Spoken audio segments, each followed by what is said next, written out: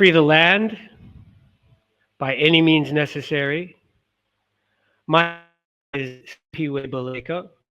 I am the Minister of Foreign Affairs for the Provisional Government of the Republic of New Afrika. I am very grateful to be on the show tonight. I know my comrade and my brother is presenting serious information, Pan-African nationalist information. So I'm very grateful to be on the show tonight to present this legacy of the great Omowale Malcolm X, El Haj Malik Shabazz. We are in this time where we're celebrating Malcolm X's legacy. And I find that there's not enough information connecting Malcolm X to the Republic of New Afrika, the New African independence movement, and the living legacy that it continues today. And so as Minister of Foreign Affairs of the PGRNA, I'm going to make this presentation to connect those legacies and to correct what I feel is a real imbalance in discussing Malcolm X. Quite often, Malcolm X they talk about his transformation and his time in the Nation of Islam to his pilgrimage to Mecca. Some mention, his presence at the Organisation of African Unity, but very few people actually get into the details of the real reason why Malcolm X was murdered, what his political philosophy and agenda was, and how Malcolm X was actually a Pan-African nationalist engaged in leading an armed struggle for liberation of the new African people. And he was doing this in coordination with all the other African liberation movements that were on the continent through the Organisation of African Unity Liberation Committee. And so that's really what my presentation is going to be tonight. Now, in order to understand this history of Malcolm X, the Republic of New Afrika, and our new African independence and liberation movement, I need to first sort of set the grand historical context. The primary founder and strategist of the Republic of New Afrika, Amari Obadeli, he and his brother Gaidi Obadeli were close comrades to Malcolm X, especially during the last 2 years of his life, and were involved in mapping out the Black nationalist strategy in the United States, which, if you're not familiar with this history, it's because of the official state-sanctioned repression to prevent the spread of Black nationalist consciousness. I'm sure many people are familiar with COINTELPRO. Some are probably less familiar. COINTELPRO was 1967, 1968.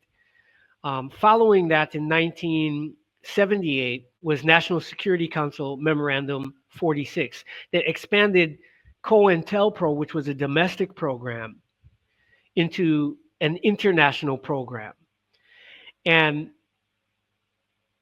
the main feature of these official US policies was to prevent the growth, the spread of Black nationalist consciousness, and to prevent the coordination between the Black nationalists in the United States and those on the African continent.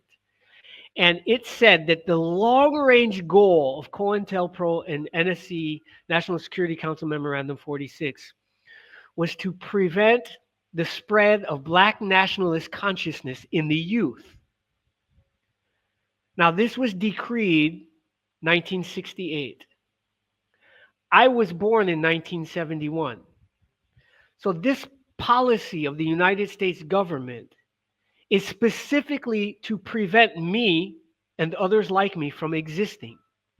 Those of us with a Black nationalist consciousness and an acute knowledge of the history of our movement, we are not supposed to exist. We're supposed to be in some shape, form, or fashion neutralized. So those of you who are part of the Christian community, for example, you might remember the story of Herod the Great or the Ingrate. But Herod put out a decree to kill all the newborn children aged 2 years or younger to prevent the rise of a Messiah. COINTELPRO and National Security Council Memorandum 46 was the same kind of decree to prevent in the long term. Now, this was 60 years ago. So we are now in that long-term period. There is not supposed to be a Minister of Foreign Affairs for the Republic of New Afrika. Yet here I am, and the New African Independence movement is still alive, and it's gaining traction because of the current events. So I'm going to kind of discuss this as part of this commemoration of the legacy of Malcolm X. Now, in order for me to do that, I first need to talk about what's called the Dum Diversas War. So the first thing I'm going to do is I'm going to share my screen now so that I can talk about the Dum Diversas War and how that relates to New Africans, or Black people in America today. All right.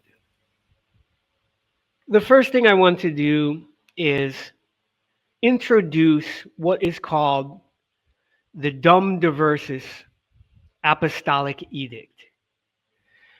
Okay, an apostolic edict is a document or a declaration by the Pope that invokes the authority of Jesus Christ through the apostolic succession that is the foundation of the Catholic Church.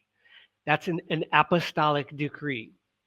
On June 18, 1452, Pope Nicholas V issued a papal bull known as the Dum Diversas. And in that document, it states, "We grant to you," this is addressed to the King of Portugal, "we grant to you, the King of Portugal, full and free power through the apostolic authority by this edict to invade, conquer, fight, subjugate the Saracens," that was the word they used at the time to describe Muslims, "and pagans," that is the word that was used at the time to describe all the people who are not Christians, "and other infidels," infidels is synonymous to criminals, "and other enemies of Christ, and wherever established their kingdoms, duchies, royal palaces, principalities, and other dominions, lands, places, estates, camps, and any other possessions, mobile and immobile goods found in all these places, and held in whatever name." So here is, they are saying, we're giving you the right to invade, conquer, fight, subjugate, go into all these territories. And whatever their level of political development, whether it be a kingdom, a state, royal palaces, village, whatever it is, in any of these territories, you have the right to invade, conquer, fight, and subjugate. "And whatever possessed by these same Saracens, pagans, infidels, and enemies of Christ, all their realms, duchies, royal palaces, principalities, and other dominions, lands, places, estates, camps, possessions of the king or prince in those territories," meaning all their possessions, you have the authority to take them. And finally, to lead their persons in perpetual servitude and to apply and appropriate these realms, duchies, royal palaces, principalities, and other dominions, and their possessions and goods of this kind to you and your use and your successors, the kings of Portugal, right? To lead their persons in perpetual servitude. This is the document that authorized a war on our ancestors.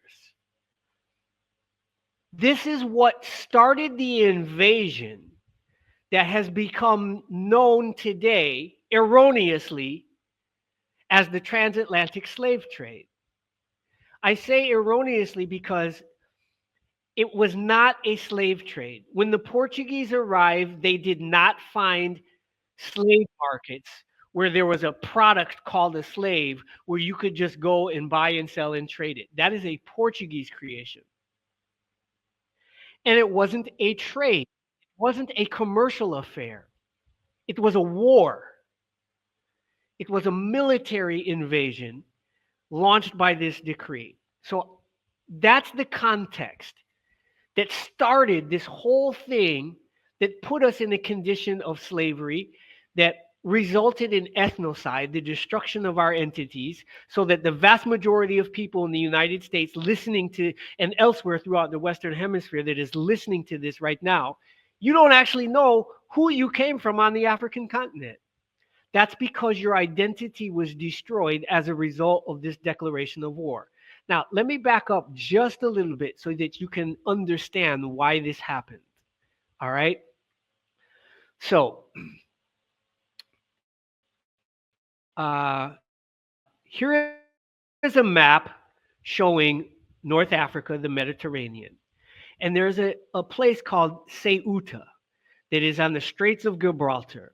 And whoever controlled this area controlled the maritime trade that was uh, throughout the Mediterranean that linked Europe, the so-called Middle East or North Africa, Middle East, okay, and North Africa to the Atlantic Ocean. Whoever controlled this area had a lot of power. Portugal was just one of many Catholic kingdoms that was fighting with several other kingdoms in Spain, in France, in Germany, and elsewhere. In 1415, the son of the king of Portugal was allowed to go to this city, Ceuta, and conquer it in order to gain control. Why? Because they had just come out of the bubonic plague. A massive number of Europeans died as a result. And Spain was looking to compete against these other European tribes that were constantly at brutal and savage war against each other because they're European savage tribes. Now, when the Prince of Portugal, known as Prince Henry, arrived, he learned for the first time that there was an extensive trade network in this part of Northwest Africa, from which the gold, these gold mines, supplied the gold that was made famous by Mansa Musa from Timbuktu. So there was an extensive international trade route. Prince Henry of Portugal in 1415, when he captured Ceuta, he learned about this from Muslim traders and Ashkenazic Jewish traders who had penetrated as far as Timbuktu. Now, the Portuguese held this colony in Ceuta until 1437. But by then, it was becoming a drain on the Portuguese resources to control it. Prince Henry was given the permission to attack and invade Tangiers, and he lost. And he had to sue for peace. They were starved out of the area. Prince Henry had to return to Portugal. And that is when he told his father that if they could sail around the west coast of Africa to try to find these gold mines, and cut out the middleman, that they could become the dominant European power. So from 1437 to 1448, the Portuguese started sailing around this coast. Okay, I think I have a map of this. Let's see if I can find it. No, it's not in this document. All right. The Portuguese started sailing around the coast, and they had reached this area, right, by 1448. And then they realized that they had arrived at what they called the land of Guinea, which was different from this desert Sahara area. It was at that point that the King of Portugal requested from the Pope, who alone at that time could authorize what they called just wars or crusades. King of Portugal asked the Pope for authority to now invade this area, and it resulted in this Dum Diversas document that I just read, which is the authorization, right, to invade, conquer, fight, and subjugate the peoples of their territories and lead their persons in perpetual servitude. Okay, so I wanted to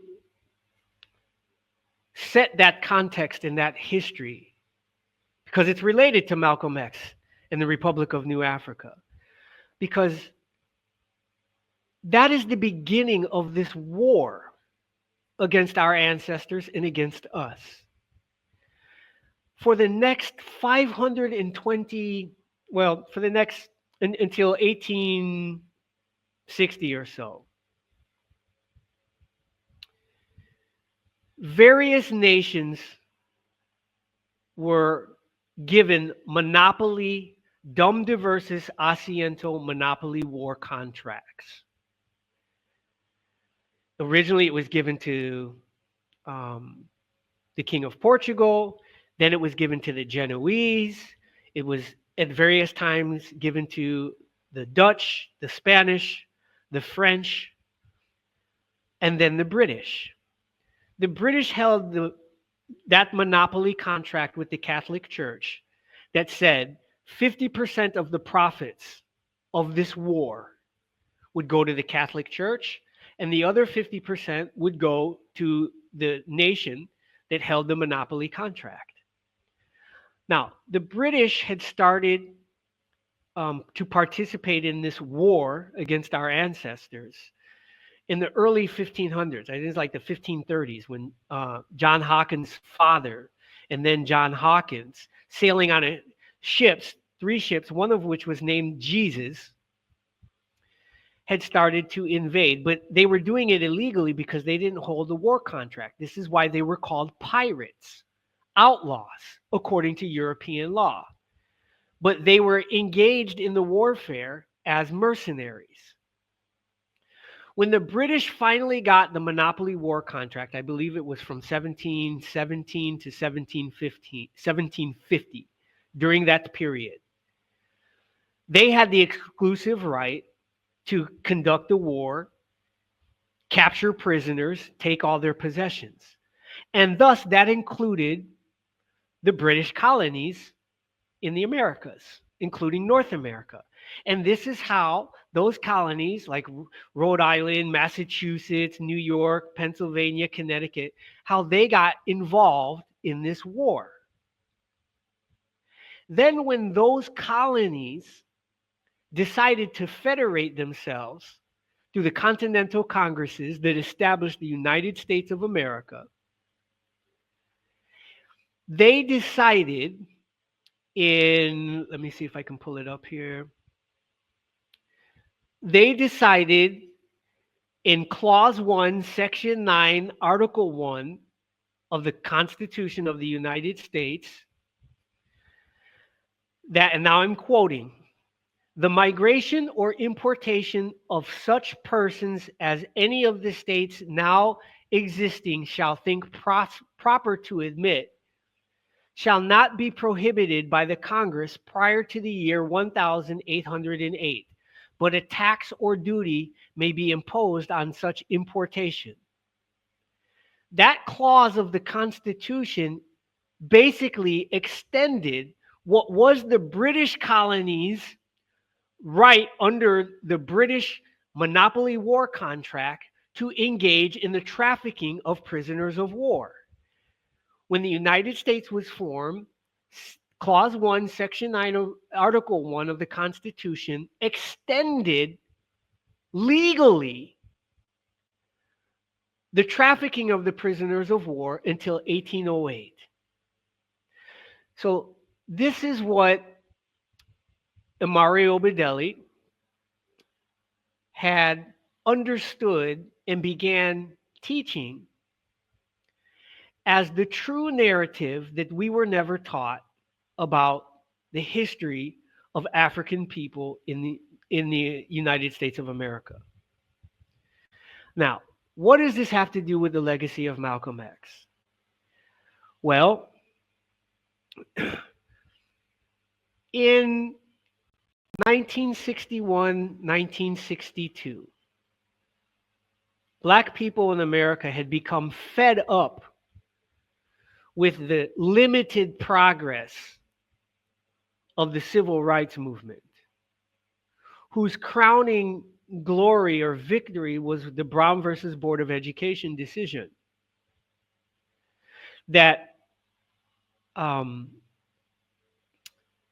we were miseducated. We were taught that the United States passed the Brown versus Board of Education decision because of good-natured, good-hearted, abolitionist, white liberal, and Negro civil rights activists had forced the United States government to behave morally and to give equal educational opportunities to Black people in America. This is what we're taught, that somehow some good white people in government had a change of heart and the Supreme Court rightly ruled for this. That's actually not what happened. What happened was, in May of 1954, Ethiopian Emperor Haile Selassie, who had just defeated the Italians for the second time when they tried to invade, according to this Dum Diversas document, right? They were the only European power that hadn't invaded and conquered and gained colonial territories. And the last remaining place was Ethiopia. So the Italians, under this Dum Diversas declaration, invaded Ethiopia and tried to fight, subjugate, and conquer them. And they lost. And Ethiopia won, and Emperor Haile Selassie regained his throne after 5 years of occupation. And in order to rebuild the Ethiopian country that had been so damaged by the war, the very same war that I just described, 3 out of 4 of educated Ethiopians had been killed during the Italian occupation. And in order to rebuild the country, Ethiopian Emperor Haile Selassie looked across the planet Earth to find who were the most educated Black people on the planet. And that, of course, were the African people in North America, in the United States. So he sent a recruiting mission to the United States, offering the following program: immediate citizenship, free transportation for you and your family to Ethiopia, a house rent-free, a competitive salary, competitive to what you could have earned back at that time, paid 3 months vacation with return flights to America and back, and in some cases, a car. This is 1954. He had sent his ambassadors on a recruiting trip in the United States for 18 months, and then in May of 1954 decided to visit the United States. This was the first visit of an African emperor to the United States. It was the high point of United States-Africa relations. At that time, the United States State Department was fearful One, that the presence of Ethiopian royalty and the emperor himself, in which they couldn't mistreat the emperor, and they had to extend full diplomatic courtesies and even deference to a Ethiopian ruler that held greater supremacy than the United States, because the United States was only 200 years old. And they were being visited by an emperor of a civilization that was more than 5,000 years old. That this would so affect Black people in America, and that the offer to leave America to go rebuild Ethiopia was so powerful that it had to be repressed. The United States State Department wrote an amicus curiae brief, a friend of the court brief, instructing the United States Supreme Court to pass the Brown versus Board of Education decision 5 days before the emperor was to arrive. It also instructed all journalists they were forbidden to ask question the emperor about anything having to do with his repatriation and citizenship program for us. And they were only allowed to ask the emperor, what did he think of the Brown versus Board of Education decision? And of course, the diplomat that the emperor was, he said, this is a great thing for the United States to make progress in race relations, etc. So the whole Brown versus Board of Education decision was orchestrated because of U.S. foreign policy to prevent Black people in America from linking with Ethiopia. That was 1954. Now, by the time you get to 1962, you have the civil rights movement. You had the student sit-ins. Young people were becoming more and more militant, just like African people on the continent were becoming more and more militant. For example, the Mau Mau, who had suffered under the same British warfare of the Dum Diversas document. So the British, when they had the monopoly war contract, they were committing warfare on the continent. They were trafficking prisoners of war and enslaving them in the Americas. It's all one history with one narrative. It's one war, but they never taught us this. So you had the Mau Mau. After Ghana gets its independence in 57, you have the Mau Mau forces now trying to fight for their independence in Kenya. And by the same token, you had a Black nationalist militant consciousness that was replacing the more moderate civil rights movement. In 1962, a young man named Max Sanford started to reach out to Queen Mother Audley Moore, who had already filed reparations claims and petitions against the United States government, and had already assisted in the 49th state independence movement, which was a Black nationalist movement, right, to create a 49th state for Black people in America. This was before Alaska and Hawaii became states. Don't quote me on that. Before at least Alaska, I'm not sure about Hawaii. But at the same time when, the United States wasn't fully formed, there was a movement to create a Black nationalist state in the United States. This movement gained traction in 1962. And they held the first Black nationalist student conference at Fisk University in May of 1964, around the same time that Malcolm was giving his famous "the ballot or the bullet" speech, in which Malcolm said, if we must form a Black nationalist party and a Black nationalist army, we will do so. We are going to have a Black nationalist conference, discuss the issue, and then if need be, we will form these Black nationalist formations. Well, the first student conference was held at Fisk University in May. And they reached out to Malcolm X and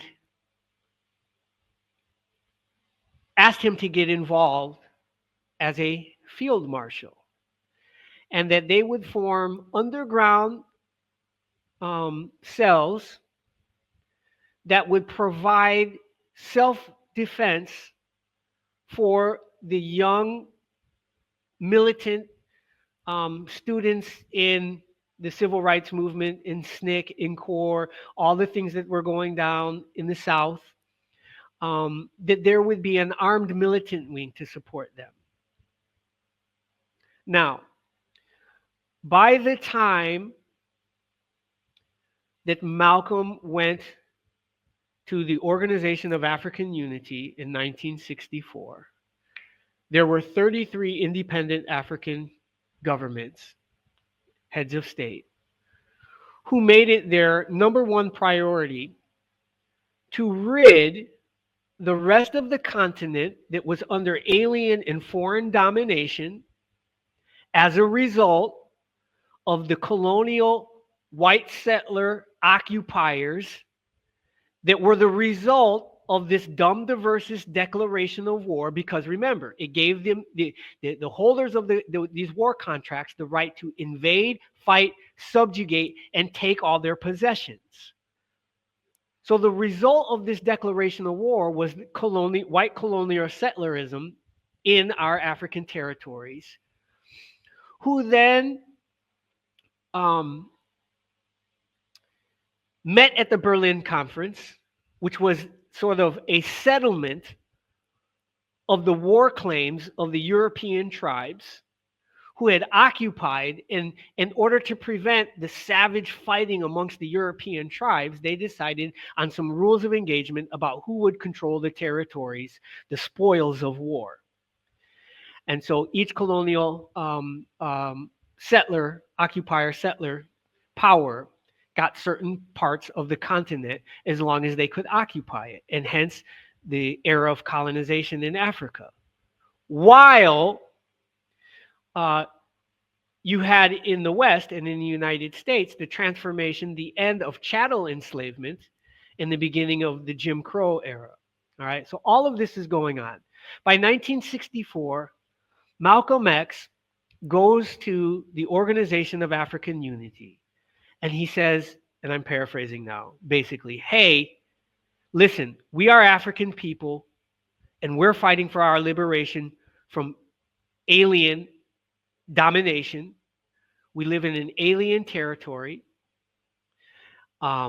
We have a liberation movement, just like the liberation movements on the continent. You had Mau Mau, you had the liberation movements in Zimbabwe and in Rhodesia or Namibia and in Guinea-Bissau, where I happen to be right now, the PAIGC and Amilcar Cabral. Malcolm was invited to attend the Organisation of African Unity as the above ground spokesperson for the underground armed liberation movement. I'm going to get into some of the actual documentation of this, but right now I'm just telling the story as I know it in my head. So he goes there, and the heads of state decide to form what's called the African Liberation Committee or Support Committee, whose goal was to aid and assist all of the freedom fighters still fighting the foreign domination. And Malcolm said, we're fighting that same foreign domination from that same Dum Diversas war declaration that you're suffering. We just happen to be suffering it away from our ancestral homelands, and we need recognition and support. So Malcolm returns to the United States. He forms the Organisation of Afro-American Unity, the OAAU. They write the charter. It's Malcolm X and the great pan-Africanist John Henrik Clarke. They write the charter. It's modeled on the charter of the Organisation of African Unity.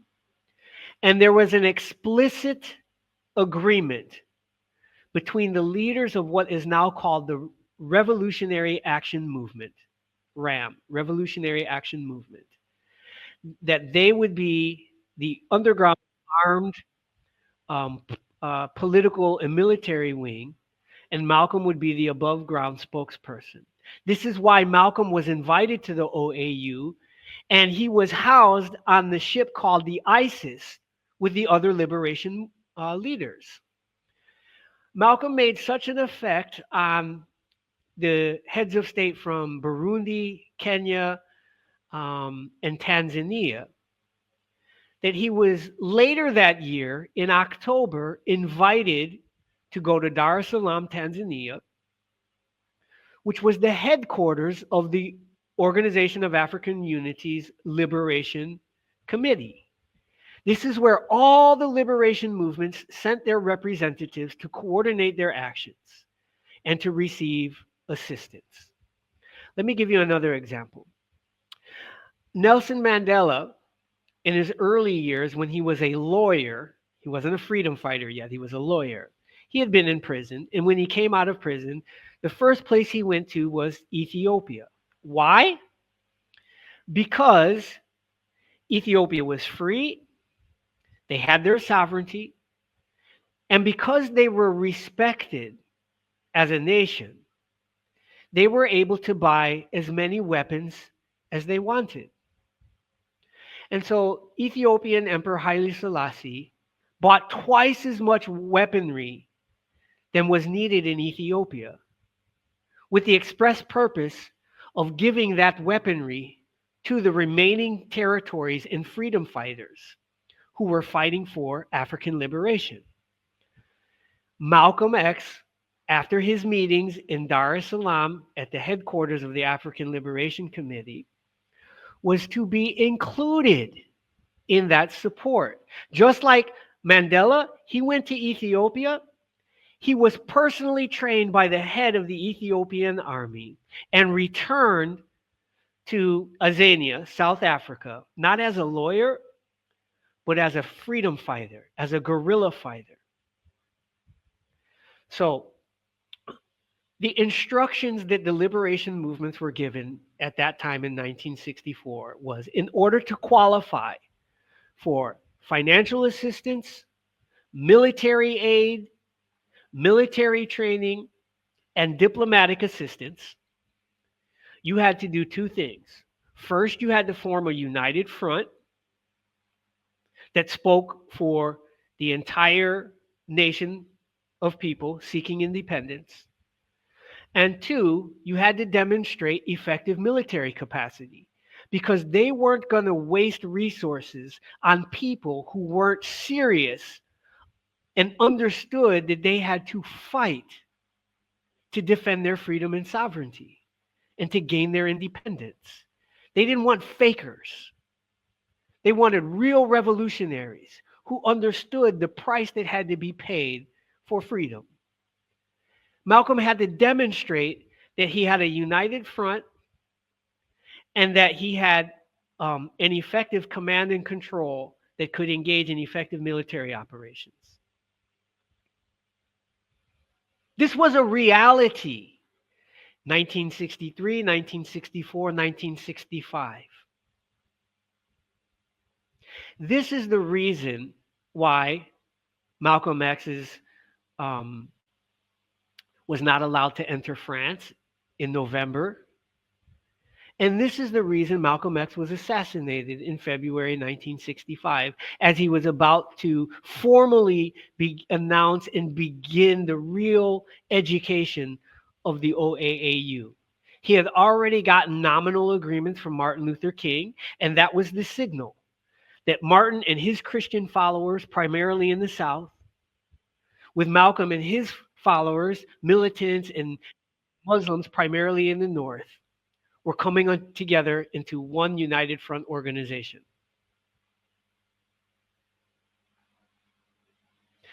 So this is the part of Malcolm's legacy you rarely ever hear them talk about.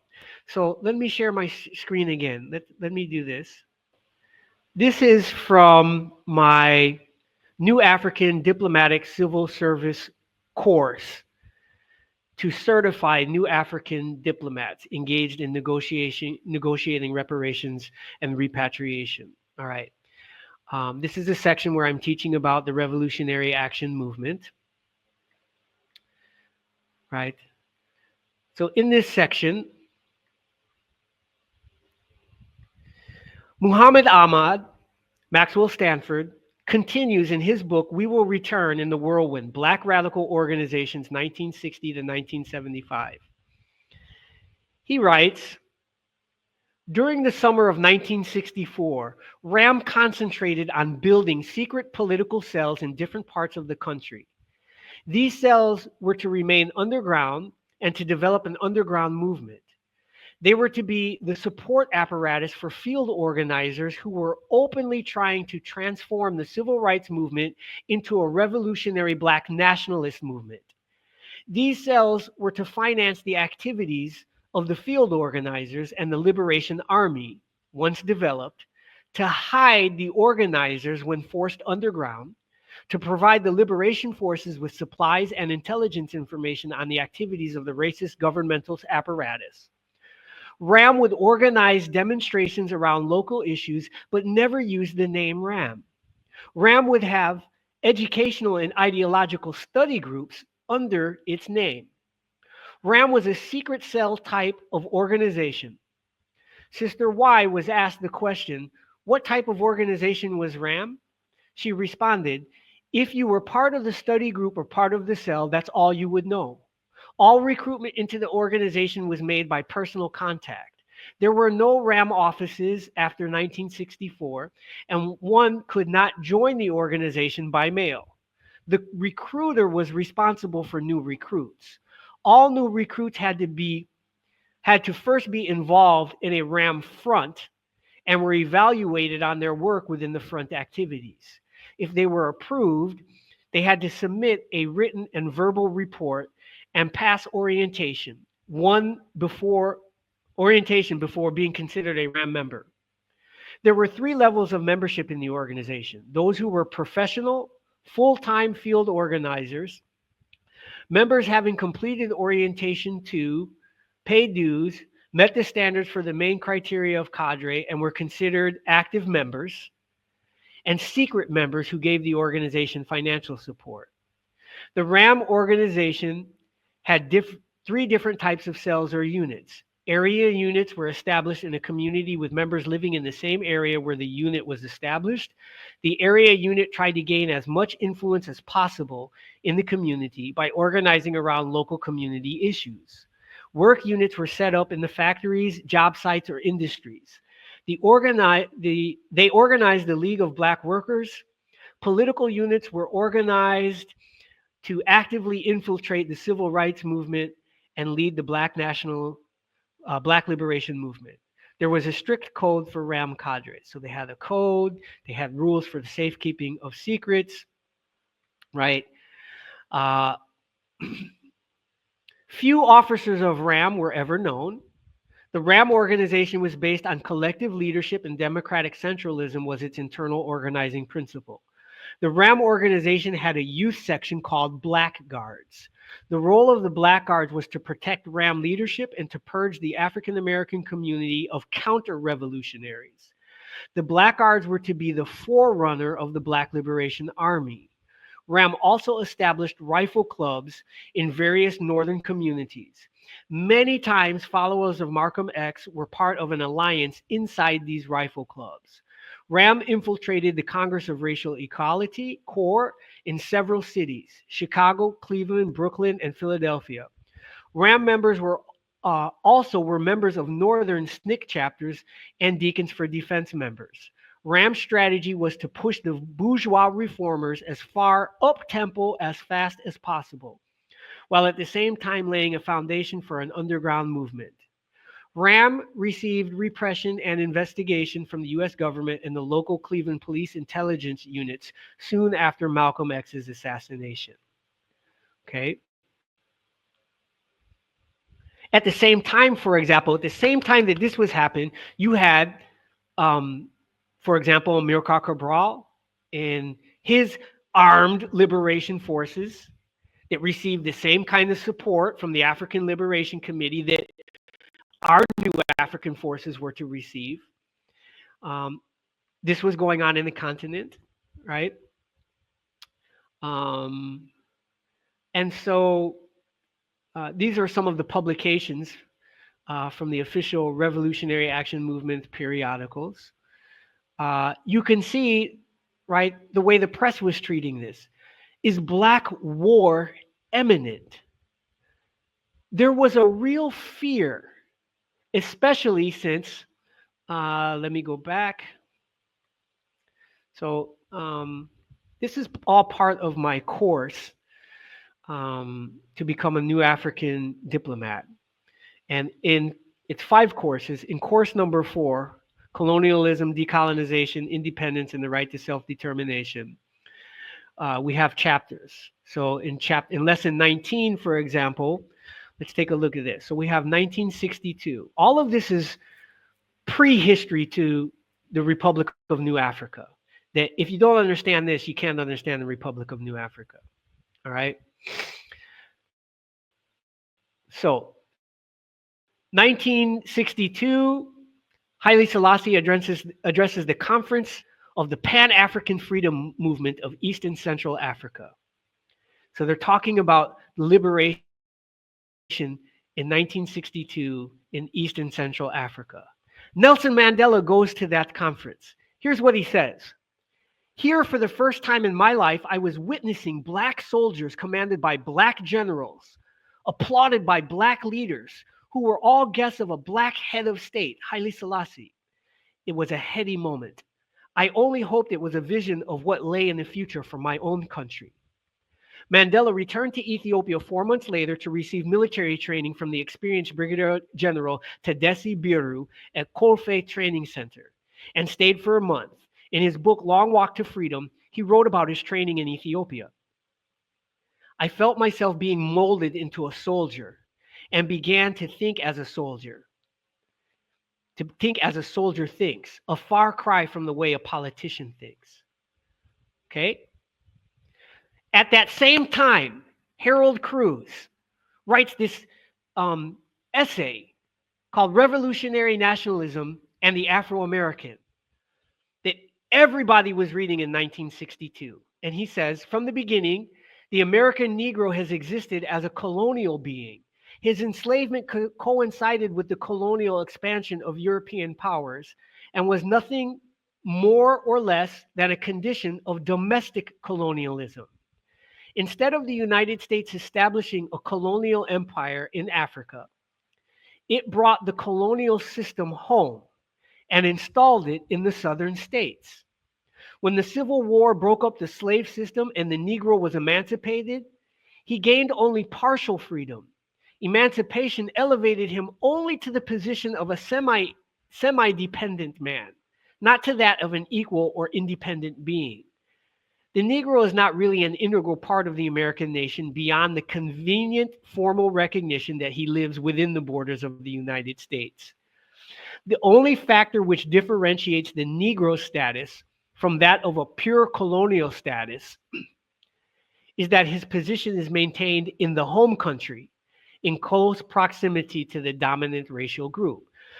So here is the beginning of our understanding that we're not Americans. We are an internal black domestic colony held under subjugation of foreign powers who have the right to self-determination and the right to independence that is being granted since 1960 to the other colonial territories in Africa. John Henrik Clarke says, around just before this, all of the Afro-American nationalists basically are fighting for the same thing. They feel that the Afro-American constitute what is tantamount to an exploited colony within a sovereign nation. Their fight is for national and personal liberation. They feel that the Emancipation Proclamation has always been inadequate. In their fight for a second and more meaningful liberation, the Afro-American nationalists have extended the basis of their fight to include the reclaiming of their African heritage.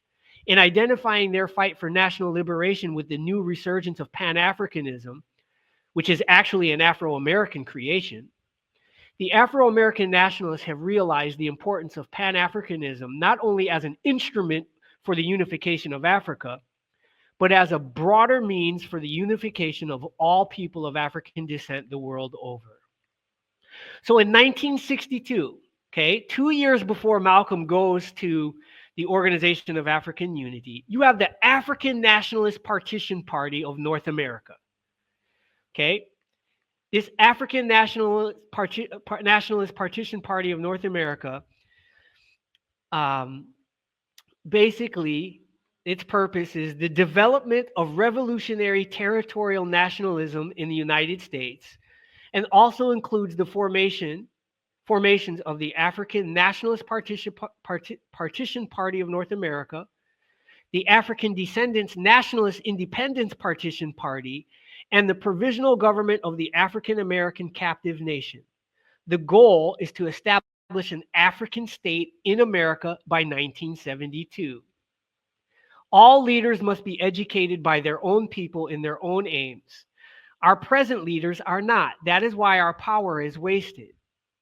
Okay? So you have this formation to try to establish the 49th state, an independent black state. Now, at this time, in 1957, you have Queen Mother Audley Moore had presented a petition to the United Nations, and a second one in 1959, arguing for self-determination, against genocide, for our land and reparations, making her an international advocate.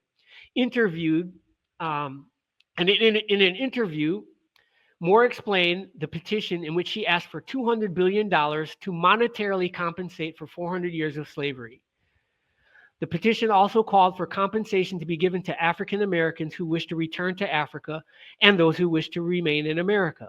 In 1962, Moore organized the Reparations Committee of the Descendants of United States Slaves, which filed a claim in California. She then went to the White House in 1962 to meet with President John F. Kennedy. In 63, at the time of the 100 years of the signing of the Emancipation Proclamation, Queen Mother Moore set up the Reparations Committee with a petition drive to get signatures to demand reparations for slavery. She went all over the country getting signatures and organized the African American Party of National Liberation in August 1963. And its political position was that African Americans constituted a captive oppressed nation in the Black Belt South. Some members of the Revolutionary Action Movement in Philadelphia joined the African American Party of National Liberation and formed a joint study collective. Among the works assigned to study by Queen Mother was Negro Liberation by Harry Haywood, The Negro Question in the United States and Reconstruction, The Battle for Democracy by James Allen. And Queen Mother Moore sent Robert F. Williams, who was in exile in Cuba, a letter asking him to chair the AAPNL and to become president of the Provisional African American Government in exile. Williams accepted the offer and sent a telegram back to the United States to Queen Mother Moore. And so this is in 1963. So you have Ram, who is now actively part of these study groups, raising the nationalist consciousness, and then Ram leaders reach out to Malcolm X. Let me show one more kind of presentation.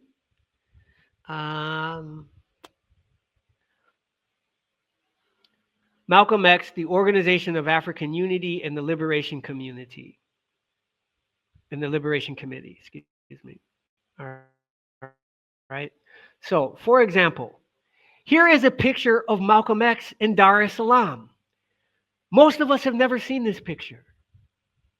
Why was Malcolm X in Dar es Salaam? It was the headquarters of the OAAU, African Liberation Committee. This picture was taken in October 1964. Among those frequenting Tanzania and these headquarters in 64 were Oliver Tambo from South Africa, Sam Nujoma, president of Namibia, Robert Mugabe, who becomes president of Zimbabwe, Eduardo Mondlane from Mozambique, and Malcolm was one of the many revolutionaries that were attracted to Tanzania at this time. I'm not making this up. Malcolm said that the 22 million so-called Negroes should be separated completely from America, and should be permitted to go back home to our African homeland, which is a long-range program. So the short-range program is that we must eat while we're still here. We must have a place to sleep. We need clothes to wear. We must have better jobs. We must have better education, so that although our long-range political philosophy is to migrate back to our African homeland, our short-range program must involve that which is necessary to enable us to live a better life while we're still here. And that included establishing a nation of our own. April 12, 1964, Malcolm X returned to Detroit to support his friends, including Milton Henry, later named Gaidi Obadeli, and Amare Obadeli, who had created the Freedom Now Party. That night, Malcolm gave his famous "The Ballot or the Bullet" speech, stating, "It is our intention to have a Black nationalist convention, which will consist of delegates from all over the country who are interested in the political, economic, and social philosophy of Black nationalism. After these delegates convene, we will hold a seminar. We will hold discussions. We will listen to everyone. We want to hear new ideas and new solutions and new answers. And at that time, if we see fit to form a Black nationalist party, we'll form a Black nationalist party. If it's necessary to form a Black nationalist army, we'll form a Black nationalist army." Everybody wants to talk about Malcolm's conversion when he went to Mecca. The more important conversion had little to do with Islam and his religious beliefs. The more important conversion was his political conversion to Black nationalism and Pan-Africanism, and how he was now included in the circle of African liberation leaders.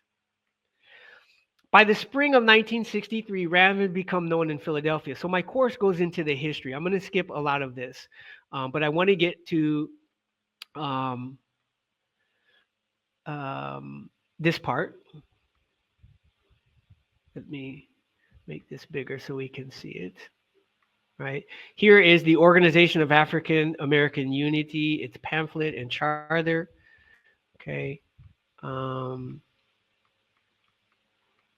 right.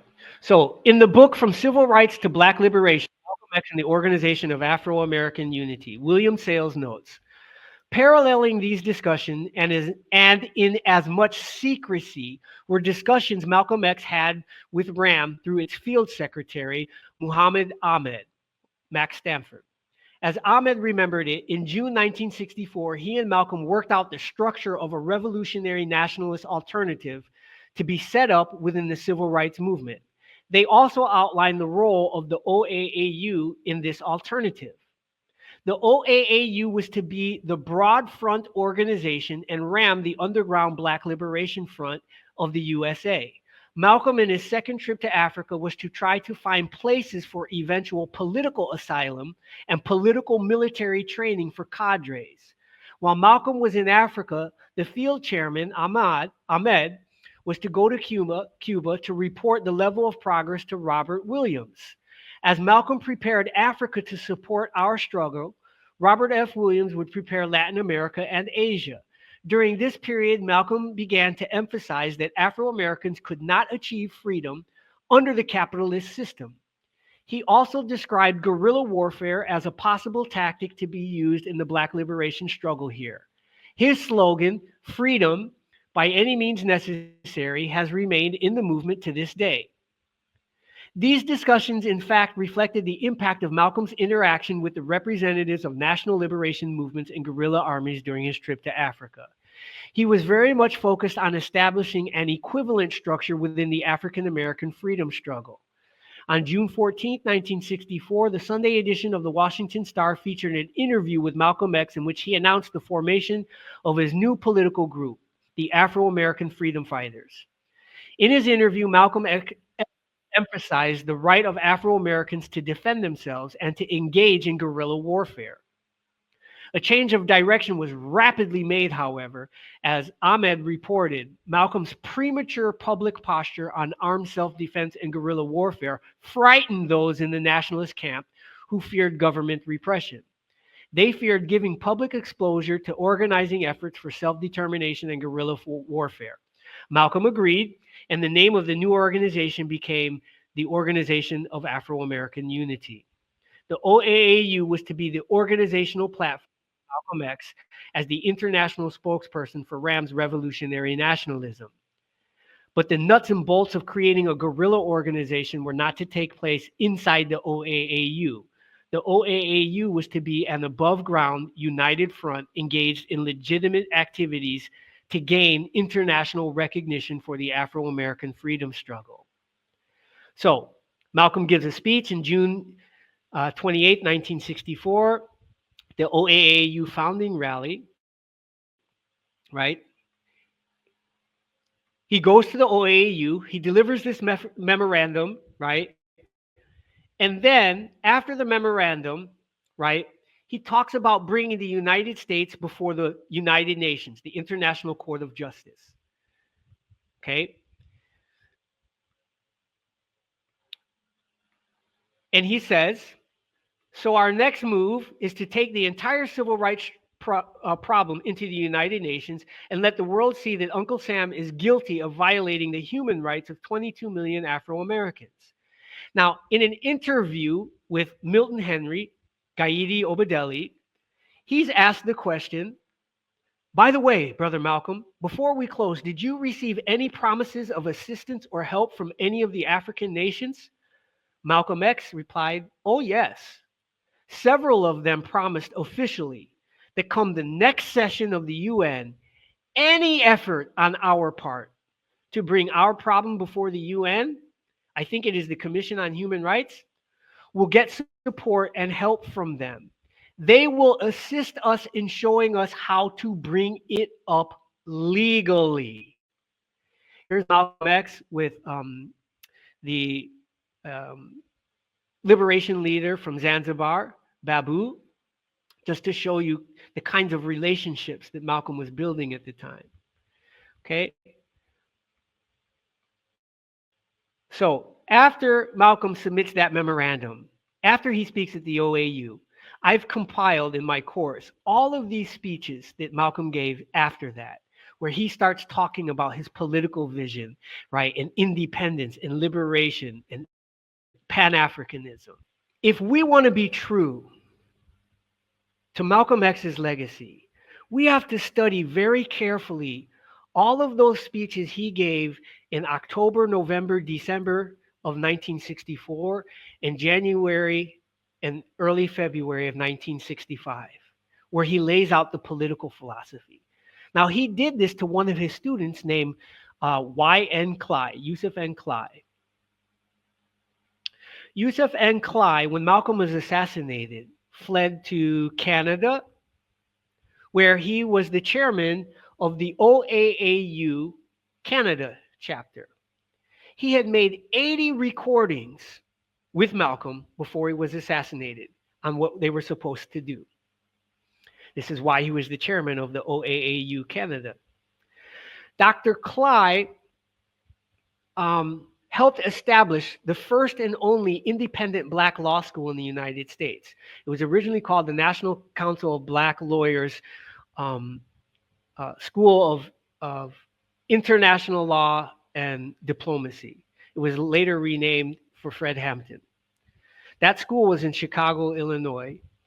And at that school, one of the tasks that they were engaged in was brokering a peace treaty between the gangs in Chicago, the El Rukins, Black Peace Donation, other gangs. They were politically educating them at the law school and then preparing to send them for military training, just as Malcolm had wanted, not in Ethiopia, but in Libya. This is what caused the law school to be closed. A lot of people don't know this history. The law school was every organization in the United States, whether it was Black Panthers, Hebrew Israelites, US Organization, RAM, New African Independence Movement, UNIA, Nation of Islam. It didn't matter what organization. They all had sent at least one student to the law school to get this training and to prepare for the training of these political and military cadres. This was after Malcolm's assassination. So I'm going over all of this history to make a point, which is that one, we have to understand our history as one declared and continuous war up until now. And when Malcolm decided and was working on linking our liberation struggle to the liberation struggle on Africa, that's when the United States State Department decided enough was enough. And this is what led to Malcolm's being assassinated. Most of us, we don't realize how close we were to the same kind of armed liberation struggle that took place on the African continent that resulted in what? Independence. That we were this close to having international support for establishing our own nation in what we call the Black Belt territory of Georgia, Alabama, Mississippi, Louisiana, Georgia, and South Carolina.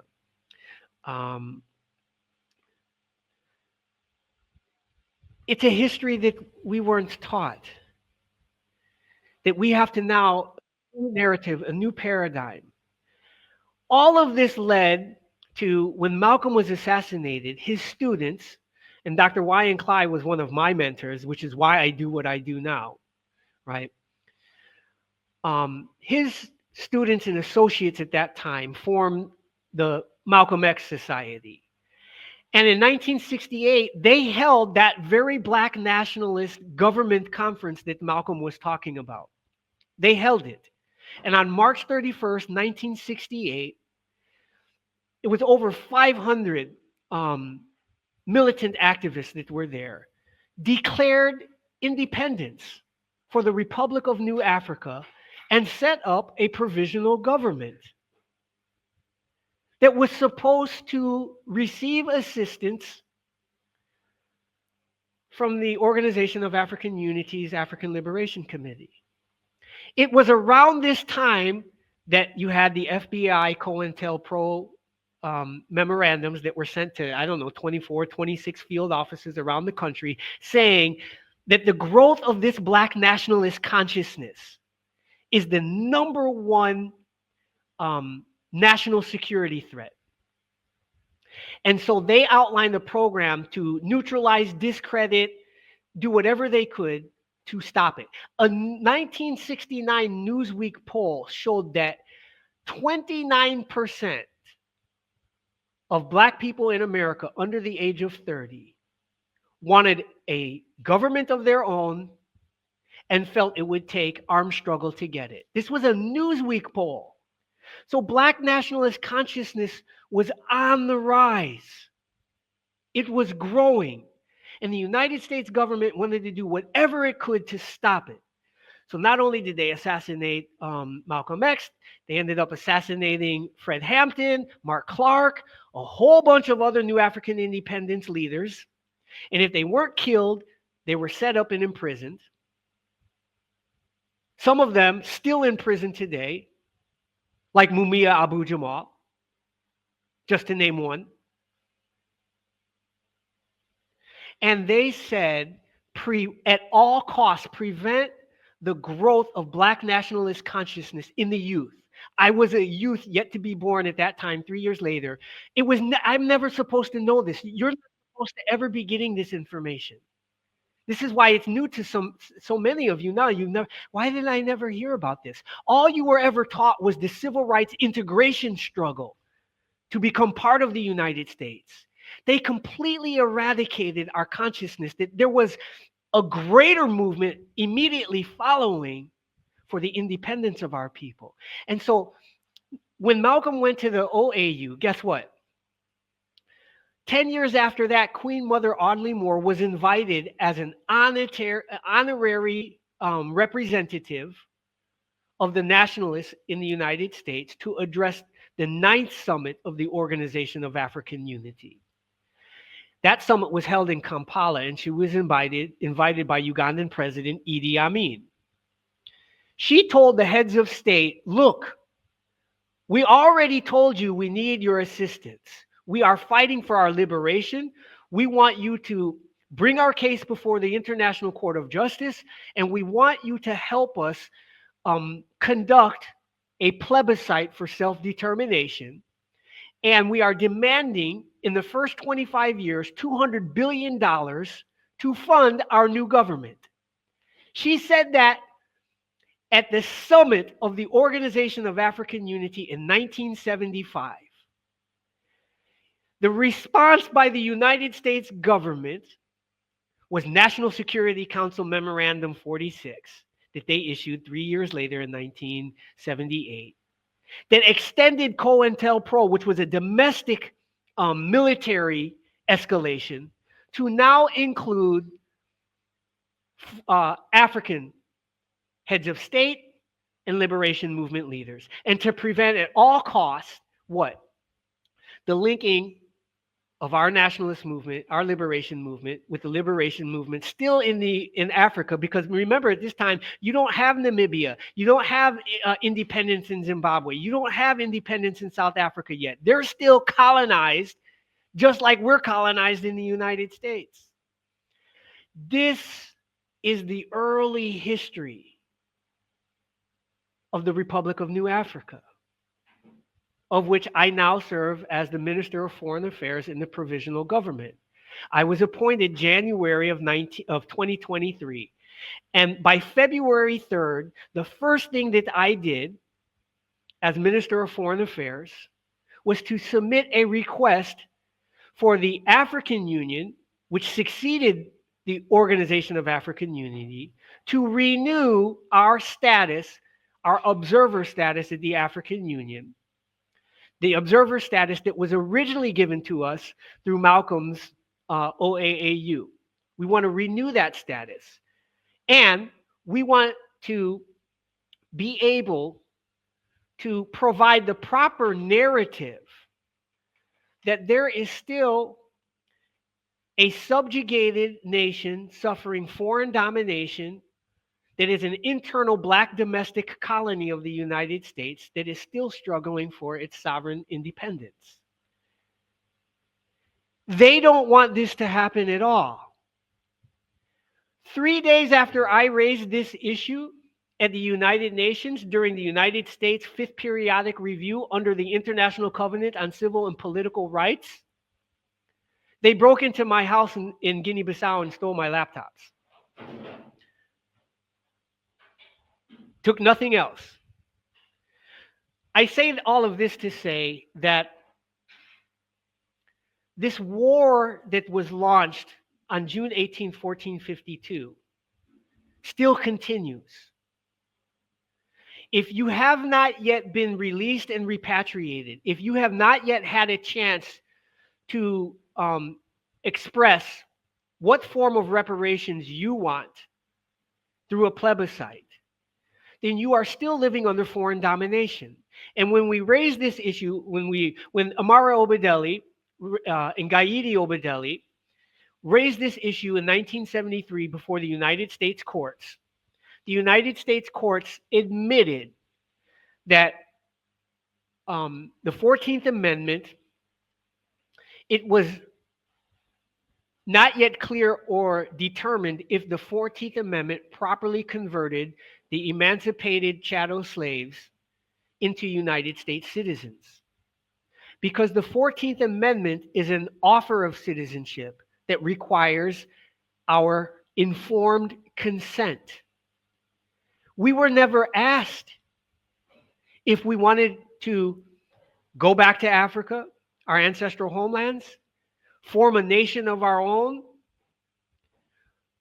integrate into America, or emigrate somewhere else to some other country. We were never formally, officially, and legally asked through the mechanism of a plebiscite what political destiny we wanted.